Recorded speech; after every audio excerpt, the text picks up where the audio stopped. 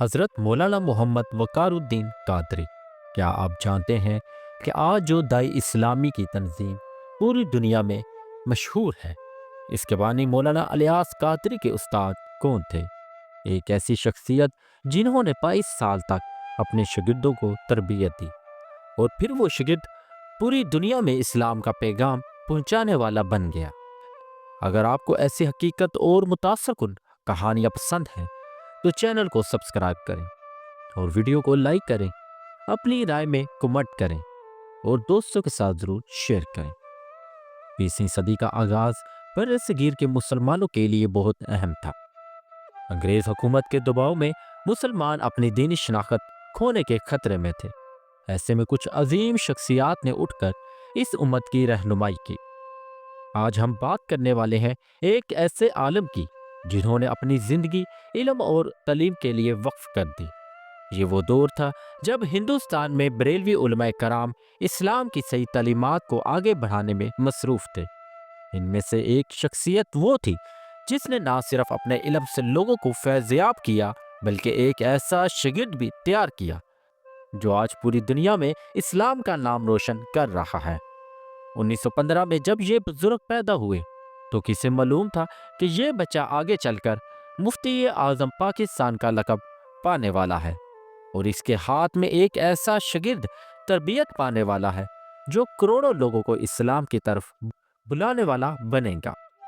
1915 کا بر صغیر ایک ایسا دور تھا جب مسلمان علماء کو اپنی دینی شناخت برقرار رکھنے کے لیے بہت محنت کرنا پڑی۔ انگریز حکومت نے تعلیمی نظام تبدیل کر دیا اور روایتی مدارس پر دباؤ تھا۔ ایسے ماحول میں جو علماء پیدا ہوئے تھے وہ دگنی ذمہ داری کے ساتھ کام کر رہے تھے۔ اسی دور میں اعلیٰ حضرت امام احمد رضا خان کی تحریک زور پکڑ رہی تھی۔ بریلوی میں شروع ہونے والا یہ علمی سلسلہ پورے بر صغیر میں پھیل رہا تھا۔ علماء کرام مختلف شہروں میں جا کر مدارس قائم کر رہے تھے اور نئی نسل کو اسلام کی تعلیمات سے روشناس کروانے لگے۔ پیلی بیت میں بھی اسی طرح کا ماحول تھا۔ یہاں کے علماء کرام اسلامی تعلیمات کو آگے بڑھانے میں مصروف تھے۔ ایسے ہی ماحول میں حضرت مولانا محمد وقار الدین قادری کا آغاز ہوا۔ آپ کی شخصیت، خاندان اور سلسلہ نسب۔ حضرت مولانا محمد وقار الدین قادری کا تعلق ایک ایسے خاندان سے تھا جہاں علم اور دین کی روایت نسل در نسل چلی آ رہی تھی۔ آپ کے والد محترم حمید الدین اور والدہ محترمہ امتیاز النساء دونوں علماء کرام کے خاندانوں سے تعلق رکھتے تھے۔ یہ بات ان کی ابتدائی تربیت میں بہت اہم کردار ادا کرنے والی تھی۔ جب کوئی بچہ ایسے گھر میں پیدا ہوتا ہے جہاں علم اور دین کا ماحول ہو تو اس کی شخصیت میں خود بخود یہ اوصاف جڑ پکڑ جاتے ہیں۔ مولانا وقار الدین کے گھر میں بھی یہی صورتحال تھی۔ گھر کا ماحول اسلامی تعلیمات سے بھرپور تھا اور بچپن سے ہی انہیں قرآن و حدیث کی محبت ورثے میں ملی تھی۔ آپ کی ولادت اور بچپن کے واقعات۔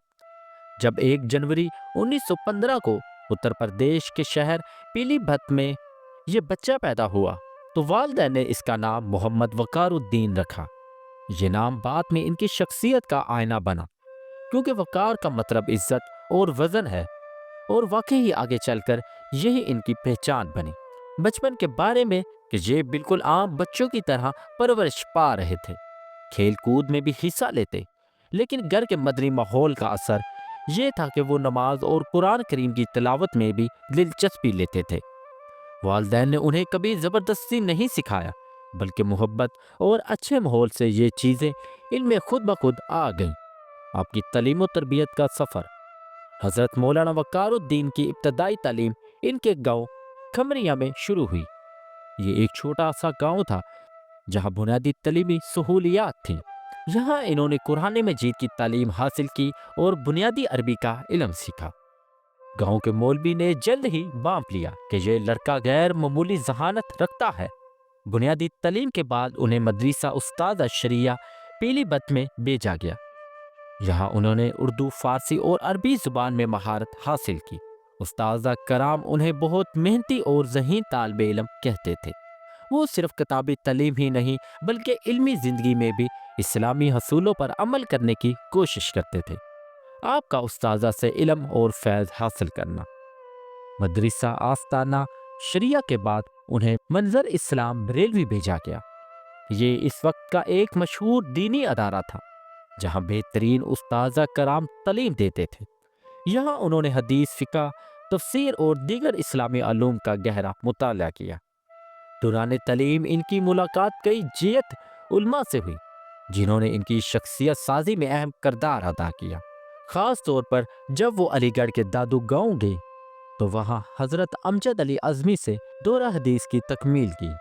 یہ ان کی علمی زندگی کا بہت اہم مرحلہ تھا کیونکہ حدیث شریف کا علم انہیں مفتی بننے میں بہت کام آیا۔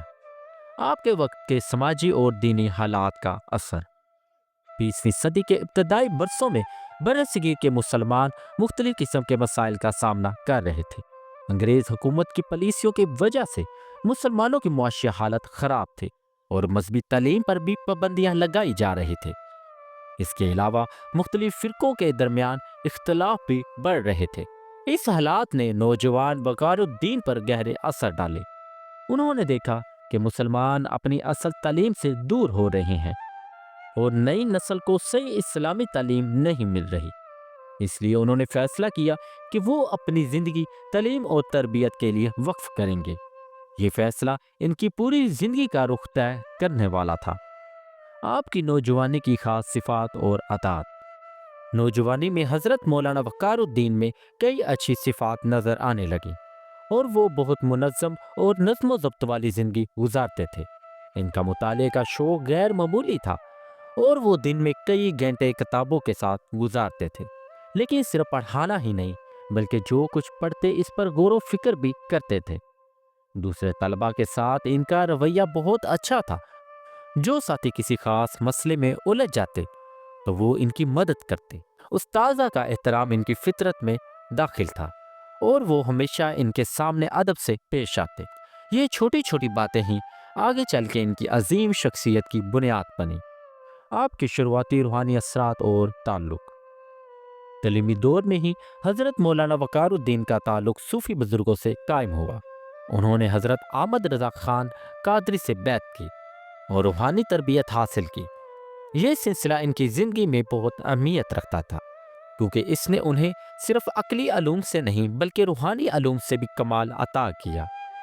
بعد میں انہوں نے حضرت مصطفی رضا خان قادری سے خلافت حاصل کی۔ یہ مطلب یہ تھا کہ اب وہ نہ صرف علمی میدان میں بلکہ روحانی میدان میں بھی لوگوں کی رہنمائی کر سکتے تھے۔ یہ دونوں چیزیں مل کر ان کی شخصیت کو مکمل بناتی تھیں۔ آپ کی عبادت، ذکر اور تدریس۔ حضرت مولانا وقار الدین کی روزانہ کی زندگی بہت منظم تھی۔ وہ فجر سے پہلے اٹھ جاتے اور تہجد کی نماز پڑھتے تھے۔ اس کے بعد قرآن مجید کی تلاوت کرتے اور پھر دن بھر کے کاموں کی تیاری کرتے۔ ان کا بیشتر وقت تدریس اور تعلیف میں گزرتا تھا۔ وہ اکثر کہتے تھے کہ علماء کرام کی اصل ذمہ داری یہ ہے کہ وہ اپنے علوم کو لوگوں تک پہنچائیں، اسی لیے وہ ہر وقت طلباء کے لیے دستیاب رہتے تھے۔ اگر کوئی طالب علم کسی وقت بھی آ جاتا تو وہ اس کی مشکل حل کرنے کی کوشش کرتے۔ یہ عادت ان کے تمام شاگردوں کو بہت متاثر کرتی تھی۔ آپ کی ہجرت کی قربانیاں۔ 1947 میں تقسیم کے وقت حضرت مولانا وقار الدین کو بہت مشکل کا سامنا کرنا پڑا۔ انہیں اپنا گھر بار چھوڑ کر پاکستان آنا پڑا۔ پہلے وہ مشرقی پاکستان جو اب بنگلہ دیش ہے اس طرف گئے اور وہاں تعلیم کا کام کیا، لیکن 1971 میں جب بنگلہ دیش الگ ہوا تو انہیں دوبارہ ہجرت کرنا پڑی۔ یہ ان کی زندگی کا بہت مشکل دور تھا۔ ساری زندگی جمع کیا ہوا سامان، کتابوں کا ذخیرہ سب کچھ چھوڑ کر آنا پڑا، لیکن انہوں نے کبھی شکایت نہیں کی۔ وہ کہتے تھے یہ سب اللہ کی مشیت ہے اور جہاں بھی جانا پڑے اپنا کام جاری رکھنا ہے۔ یہ صبر اور حوصلہ ان کی شخصیت کا ثبوت تھا۔ آپ کا کراچی میں نئی زندگی کا آغاز۔ 1971 کے بعد جب وہ کراچی آئے تو یہاں انہوں نے دارالعلوم امجدیہ میں کام شروع کیا۔ یہ ادارہ پہلے سے موجود تھا لیکن ان کی آمد کے بعد اس میں نئی جان پڑ گئی۔ وہ یہاں فقہ اور فتاوی کی تعلیم دیتے تھے اور ساتھ ہی لوگوں کے مسائل بھی حل کرتے۔ کراچی میں ان کی محنت اور لگن دیکھ کر لوگ متاثر ہوئے۔ دور دور سے طلبہ ان کے پاس پڑھنے آنے لگے۔ ان کا طریقہ تعلیم بہت مؤثر تھا۔ وہ صرف کتابی باتیں نہیں سکھاتے بلکہ عملی زندگی میں اسلامی احکام کو بھی کیسے نافذ کیا جائے یہ بھی بتاتے تھے۔ آپ کا وقار الفتاویٰ کی تالیف۔ حضرت مولانا وقار الدین کی سب سے بڑی علمی خدمت وقار الفتاویٰ کی تالیف ہے۔ یہ فقہی مسائل پر مبنی 3 جلدوں کا مجموعہ ہے جو آج بھی علماء کرام اور عام مسلمانوں کے لیے رہنمائی کا کام کرتا ہے۔ اس کتاب میں انہوں نے روزمرہ کی زندگی کے تمام مسائل کا حل بیان کیا۔ یہ کتاب لکھنا کوئی آسان کام نہیں تھا۔ ہر مسئلے کے لیے قرآن، حدیث اور فقہی کتابوں سے دلائل تلاش کرنا پڑے تھے۔ پھر مختلف علماء کرام کی رائے کا موازنہ کرنا پڑا۔ اس پوری محنت کے بعد وہ حتمی فیصلہ کرتے تھے کہ یہ کتاب ان کی علمی گہرائی اور محنت کا بہترین ثبوت ہے۔ مولانا الیاس قادری جیسے شاگردوں کی تربیت۔ حضرت مولانا وقار الدین کی سب سے بڑی کامیابی یہ ہے کہ انہوں نے مولانا الیاس قادری جیسے شاگرد کو تیار کیا۔ الیاس قادری نے 22 سال تک ان سے تعلیم حاصل کی۔ یہ وہی الیاس قادری ہیں جنہوں نے بعد میں دائع اسلامی کی تنظیم قائم کی اور آج یہ تنظیم پوری دنیا میں اسلام کا پیغام دیتی ہے۔ مولانا وقار الدین کا کہنا تھا کہ اصل کامیابی یہ نہیں کہ آپ خود کتنا علم حاصل کرتے ہیں بلکہ یہ ہے کہ آپ اپنا علم کتنے لوگوں تک پہنچاتے ہیں۔ الیاس قادری کی تربیت میں انہوں نے اسی اصول پر عمل کیا۔ وہ نہ صرف کتابی علم دیتے تھے بلکہ علمی تربیت بھی کرتے تھے کہ لوگوں کو کیسے اسلام کی دعوت دینی ہے۔ آپ کا مفتی اعظم کا لقب۔ ضیاء الحق کے دور میں جب حکومت نے پاکستان میں اسلامی قوانین کو نافذ کرنے کا فیصلہ کیا تو مختلف علماء سے مشورہ لیا گیا۔ اس وقت حضرت مولانا وقار الدین کو مفتی اعظم پاکستان کا لقب دیا گیا۔ یہ لقب ان کی علمی صلاحیتوں اور قابلیت پر اعتراف تھا۔ اس عہدے کے ساتھ بہت بڑی ذمہ داری تھی کیونکہ حکومت اور عوام دونوں ان سے مشورہ لیتے۔ مختلف قسم کے مسائل آتے جن کا حل شریعت کی روشنی میں کرنا ہوتا۔ وہ ہمیشہ انصاف اور اعتدال کی بات کرتے اور کبھی بھی کسی فرقے کی طرفداری نہیں کرتے۔ آپ کا تعلیمی اداروں کا قیام اور فروغ۔ دارالعلوم امجدیہ کو بہتر بنانے کے علاوہ حضرت مولانا وقار الدین نے مختلف تعلیمی پروگرام کا آغاز کیا۔ وہ چاہتے تھے کہ زیادہ سے زیادہ لوگ اسلامی تعلیمات حاصل کریں۔ اس کے لیے انہوں نے مختلف کورسز کا آغاز کیا جو مختلف عمر کے لوگوں کے لیے موزوں تھے، جبکہ ان کے شاگردوں نے بھی مختلف شہروں میں جا کر تعلیمی ادارے قائم کیے۔ اس طرح ان کا علمی سلسلہ پورے پاکستان میں پھیل گیا۔ آج بھی بہت سارے مدارس ایسے ہیں جو ان کے شاگردوں کے ذریعے قائم ہوئے اور وہاں ان کی تعلیمات کے مطابق تعلیم دی جاتی ہے۔ آپ کا حکومت اور سماجی اصلاح میں کردار۔ مفتی اعظم کے عہدے پر فائز ہونے کے بعد حضرت مولانا وقار الدین کا کردار صرف علمی اداروں تک محدود نہیں رہا۔ وہ حکومتی پالیسیوں میں بھی مشورہ دیتے تھے، خاص طور پر جب کوئی ایسا قانون بنایا جاتا تھا جس کا تعلق اسلامی احکام سے ہو تو ان سے رائے لی جاتی تھی۔ وہ ہمیشہ کہتے تھے کہ اسلام ایک مکمل نظام حیات ہے اور اسے صرف مسجد تک محدود نہیں رکھنا چاہیے۔ سماج کی اصلاح کے لیے ضروری ہے کہ اسلامی اقتدار کو عملی زندگی میں نافذ کیا جائے۔ ان کا یہ نقطہ نظر حکومت اور عوام دونوں کو پسند آتا۔ آپ کا آخری دن اور وصال۔ 9 ستمبر 1993 کو حضرت مولانا محمد وقار الدین کا وصال ہوا۔ ان کی وفات سے پہلے وہ کراچی میں بیمار رہے لیکن آخری وقت تک اپنے شاگردوں کو تعلیم دیتے رہے۔ جب ان کی طبیعت بہت زیادہ خراب ہوئی تو انہوں نے اپنے قریبی شاگردوں کو بلایا اور آخری ہدایت دی۔ ان کے آخری الفاظ یہ تھے کہ میرے بعد بھی تعلیم اور تبلیغ کا کام جاری رکھنا، لوگوں کو اسلام کی صحیح تعلیمات دینا اور کبھی کسی فرقے سے نفرت نہ کرنا، محبت اور اتحاد سے کام لینا۔ یہ کہہ کر انہوں نے آخری سانس لی اور اللہ تعالیٰ سے جا ملے۔ دارالعلوم امجدیہ میں آپ کی آخری آرام گاہ اور زائرین کا سلسلہ۔ حضرت مولانا وقار الدین کی تدفین دارالعلوم امجدیہ کراچی میں ہوئی، جہاں وہ زندگی کے آخری برسوں میں تعلیمی خدمات سر انجام دیتے رہے۔ ان کا مزار آج بھی وہیں موجود ہے اور لوگ ان کی قبر پر جا کے فاتحہ پڑھتے ہیں اور دعائیں مانگتے ہیں۔ خاص طور پر ان کے شاگرد اور ان کے شاگردوں کے شاگرد آج بھی ان کی قبر پر حاضری دیتے ہیں۔ مولانا الیاس قادری اور داعی اسلام کے کارکنان بھی وقتاً فوقتاً یہاں آتے ہیں اور اپنے استاذہ کو خراج عقیدت پیش کرتے ہیں۔ یہ سلسلہ آج تک جاری ہے اور ان کی یاد کو زندہ رکھتا ہے۔ ان کی تعلیم کا آج کے دور کے لیے سب سے بڑا سبق حضرت مولانا محمد وقار الدین قادری کی سب سے بڑی تعلیم یہ تھی کہ علم حاصل کرنا اور پھر اسے آگے پہنچانا ہر مسلمان کی ذمہ داری ہے۔ وہ کہتے تھے کہ علم ایک امانت ہے جسے چھپانا گناہ ہے۔ آج کے دور میں جب معلومات کی بہتات ہے لیکن صحیح رہنمائی کی کمی ہے تو ان کا یہ پیغام بہت اہمیت رکھتا ہے۔ دوسری اہم تعلیم یہ تھی کہ تعلیم دیتے وقت صبر اور محبت سے کام لینا۔ انہوں نے مولانا الیاس قادری کو 22 سال تک تربیت دی اور کبھی جلدی نہیں کی۔ آج کے تیز رفتار دور میں جب ہر کوئی جلدی میں ہے، ان کا یہ صبر کا انداز ہمیں یہ سکھاتا ہے کہ اصل کامیابی میں وقت لگتا ہے۔ آپ کی تیسری بات یہ تھی کہ ہمیشہ فرقہ واریت سے بچنا چاہیے اور اتحاد پر زور دیتے تھے۔ وہ ہمیشہ کہتے تھے کہ سب مسلمان ہیں اور بنیادی باتوں میں سب کا اتفاق ہے۔ چھوٹے اختلافات کی وجہ سے بڑے مقاصد کو نہیں بھولنا۔ تو ناظرین، یہ کہانی یہاں ختم نہیں ہوتی۔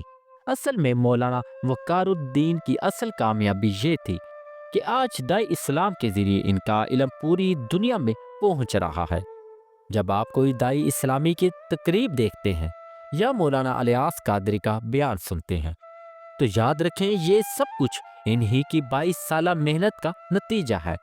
آج جب ہزاروں لوگ اسلام کی طرف آتے ہیں اور مختلف ممالک میں داعی اسلام کے مدنی مراکز قائم ہو رہے ہیں تو یہ سب کچھ اس ایک استاد کی برکت ہے جس نے اپنے ایک شاگرد کو اتنی اچھی تربیت دی کہ وہ پوری دنیا کو متاثر کرنے والا بن گیا۔ یہی تو اسلام کی خوبصورتی ہے کہ ایک استاد کی محنت نسل در نسل چلتی رہے اور فائدہ پہنچاتی رہے۔ تو ناظرین، یہ کہانی اگر آپ کا دل چھو گئی ہو تو ویڈیو کو لائک کریں، چینل کو سبسکرائب کریں اور اپنی رائے میں کمنٹ ضرور دیں، اور مجھے بتائیے کہ اگلا ٹاپک آپ کس علماء یا واقعات پر دیکھنا چاہتے ہیں۔ کیا آپ جانتے ہیں کہ داعی اسلامی کے بانی مولانا الیاس قادری کے استاد یہ بزرگ تھے؟ اگر نہیں تو یہ کمنٹ میں ضرور بتائیں کہ آپ کو یہ جان کر کیسا لگا۔ اور اگر آپ کراچی میں ہیں تو کیا آپ نے دارالعلوم امجدیہ کا دورہ کیا؟ یاد رکھیں، یہ صرف تاریخی کہانیاں نہیں ہیں بلکہ یہ ہمیں سکھاتی ہیں کہ اگر ہم واقعی کچھ اچھا کرنا چاہتے ہیں تو صبر، محنت تو مخلصانہ کوشش کے ساتھ کام کریں۔ ایک اچھا استاد کتنی نسلوں کو فائدہ پہنچا سکتا ہے، یہ اس کی مثال ہے۔ آپ سب کا بہت شکریہ کہ آپ نے آخر تک سنا۔ اللہ تعالیٰ آپ سب کو خوش رکھے اور حضرت مولانا وقار الدین کی برکت سے آپ کے علم میں اضافہ ہو۔ خدا حافظ، پھر ملیں گے اگلی کہانی میں۔